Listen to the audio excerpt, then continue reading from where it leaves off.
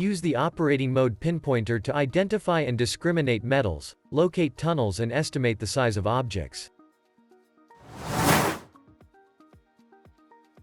Connect the super sensor and choose the operating mode pinpointer. Be sure that you hold the probe above neutral soil when starting the scan. Walk as you wish in every direction, but keep the probe in vertical orientation. Do not rotate or pivot it.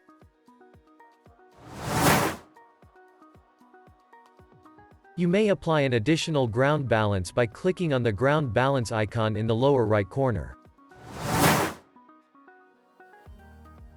Move the super sensor slowly above your target object. Try to capture the complete object by scanning beyond the edges of it. Repeat this several times to get a clear signature of your target.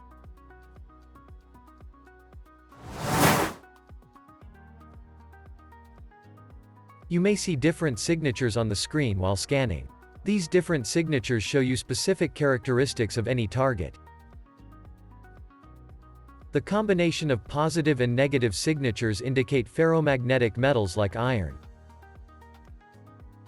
Positive signals in red indicate non-ferrous metals, for example jewelry made of precious metals.